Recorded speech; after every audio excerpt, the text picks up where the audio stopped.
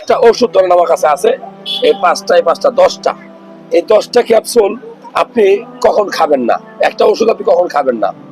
ধরেন যে এই ওষুধের গায়ে কিন্তু 3টা খাস কাটা চিহ্ন দেওয়া আছে, এখানে দেখেন, এখানে লেখা আছে একটা কোড, এরপর একটা লেখা আছে তারপরে একটা ডেট দেওয়া আছে। অর্থাৎ এই ওষুধটা যে সময় তৈরি হয় সেখান থেকে কত সাল পর্যন্ত এই ওষুধটার মেয়াদ থাকবে এটা জানা জরুরি। আপনি যে কোনো ঔষধ খাওয়ার পূর্বে, ধরেন আপনার বয়স্ক বাবা, আপনার বয়স্ক মা একটা ওষুধ খাচ্ছে, বা তারা অতটা পড়াশোনা জানে না, এখন এই ওষুধটা ডেট আছে কিনা নাই, দোকানদাররা ওষুধ দেয়, খেয়াল করে দেয়, কিন্তু এরপরে ভুল হইতে পারে না, হইতে পারে তো। তো ভুলে যদি আপনি ডেট এক্সপায়ারি ওষুধ খান, তাহলে আপনার জীবনে ভয়ানক ঘটনা ঘটতে পারে, ক্ষতি হইতে পারে, বমি হইতে পারে, রিয়াকশন করতে পারে, এমনকি এই ওষুধের কারণে আপনার লিভার ড্যামেজ হতে পারে, কিডনি ড্যামেজ হতে পারে, আপনি মারাও যেতে পারেন।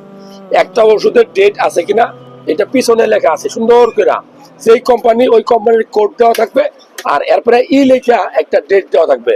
ধরেন জানুয়ারি থাকলে 01, পরে 2027 সাল বা 28 সাল, এটা ডেটটা দেখে ওষুধটা খাবেন। ভালো লাগলে শেয়ার করবেন।